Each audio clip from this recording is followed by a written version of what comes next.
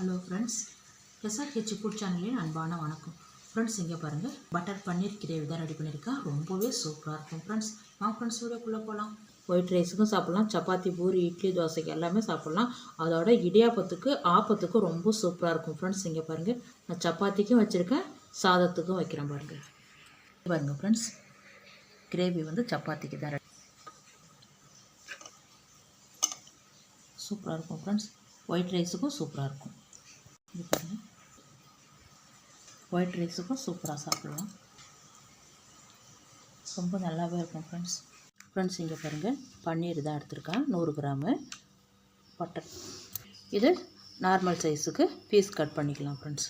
பாருங்கள், இந்த அளவுக்கு பீஸ் கட் பண்ணியிருக்கேன் ஃப்ரெண்ட்ஸ். இங்கே பாருங்கள், ஒரு பீஸ் பட்டர் சேர்த்துருக்கேன். இங்கே பாருங்கள், நம்ம கட் பண்ணியிருக்க பன்னீரெல்லாம்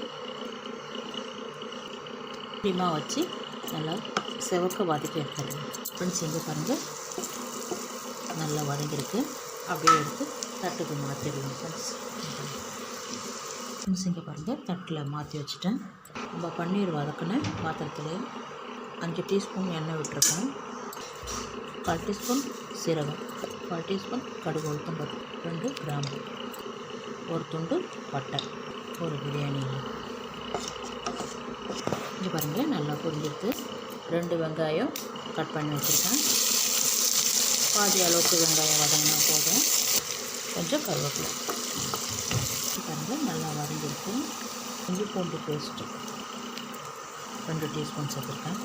அப்படி 1/2 டீஸ்பூன் சேர்த்து நல்லா வதக்கி விடலாம் ஃப்ரெண்ட்ஸ். இங்கே பாருங்கள், ஒரு 4 பீஸ் தேங்காய், 3 முந்திரி, 2 ஏலக்காய், சோம்பு 1 டீஸ்பூன், கசகசா ஒரு 1/2 டீஸ்பூன் சேர்த்து தண்ணி விட்டு நல்லா நைஸாக அரைச்சி வச்சுருக்கேன் பாருங்கள்.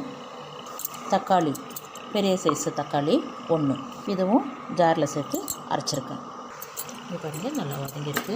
காஞ்ச மிளகாத்தூள் 2 டீஸ்பூன், நம்ம வீட்டு குழம்பு மிளகாத்தூள் 2 டீஸ்பூன், இதுவும் சேர்த்து ஒரு 2 நிமிஷம் நல்லா வதங்கட்டும். இது பாருங்கள், நல்லா தூளெல்லாம் நல்லா செவந்து வதங்கியிருக்கு பாருங்கள். இந்த டைமில் நம்ம அரைச்சிருக்கிற விழுதெல்லாம் அப்படி சேர்த்துடலாம்.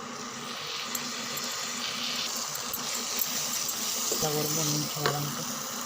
இது பாருங்கள், நல்லா வதங்கியிருக்கு. இந்த டைமில் 2 பச்சை மிளகாய் கட் பண்ணியிருக்கேன். நல்லா 1 நிமிஷம் வதங்கட்டும். நம்ம அரைச்சிருக்கிற தக்காளி விழுதையும் அப்படியே சேர்த்துருங்க. நல்லா ஒரு 3 நிமிஷம் வதங்கட்டும். இது பாருங்கள், நல்லா வதங்கியிருக்கு. தக்காளி அரைச்ச ஜாரில் தண்ணி இதையும் சேர்த்து ஒரு 1/2 டம்ளர் தண்ணி மட்டும் விட்டு நல்லா கலந்து விட்டுடலாம். இது பாருங்கள், இந்த அளவுக்கு தண்ணி வச்சுருக்கேன். இந்த கிரேவிக்கு தகுந்த தூள் நல்லா கலந்து விட்டு ஒரு கொதி வரைக்கும் நம்ம வதக்கி இருக்கிற பன்னீரை சேர்த்துட்டு மூடி வச்சிடலாம். கொதிக்க ஆரம்பிச்சிடுது. நம்ம ஃப்ரை பண்ணி வச்சுருந்த பன்னீரெல்லாம் அப்படி சேர்த்துடலாம்.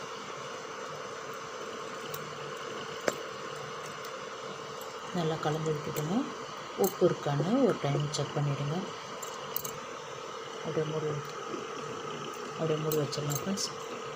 ஒரு 7-8 நிமிஷம் நல்லா கொதிக்கட்டும். தண்ணி அதிகமாக வைக்கக்கூடாது, கொஞ்சமாக வச்சா தான் நல்லாயிருக்கும் டேஸ்ட்டு கிரேவிக்கு.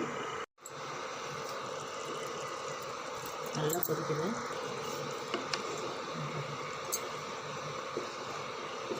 சூப்பரான பன்னீர் கிரேவி ரெடியாக இருக்குது ஃப்ரெண்ட்ஸ். இங்கே பாருங்கள், கொத்தமல்லி, கருவேப்பிலை 2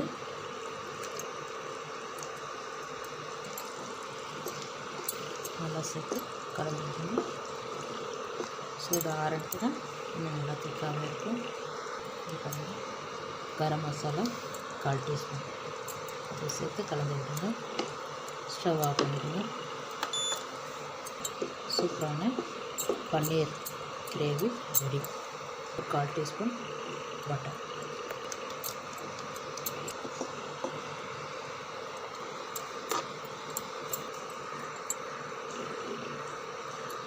பூரி, சப்பாத்திக்கெல்லாம் ரொம்ப சூப்பராக இருக்கும் ஃப்ரெண்ட்ஸ். இங்கே பாருங்கள், ஃப்ரெண்ட்ஸ் சாப்பிட போகலாம் ஃப்ரெண்ட்ஸ். இங்கே பாருங்கள், பட்டர் பன்னீர் கிரேவி தான் ரெடி பண்ணியிருக்கேன். ரொம்பவே சூப்பராக இருக்கும் ஃப்ரெண்ட்ஸ். இந்த வீடியோ பிடிச்சிருந்தா இந்த வீடியோ பிடிச்சிருந்தா லைக் பண்ணுங்கள், ஷேர் பண்ணுங்கள், கமெண்ட் பண்ணுங்கள், மறக்காம சப்ஸ்கிரைப் பண்ணுங்கள். அப்படியே பக்கத்தில் இருக்க பெல் ஐகானை கிளிக் பண்ணுங்கள். Thank you friends.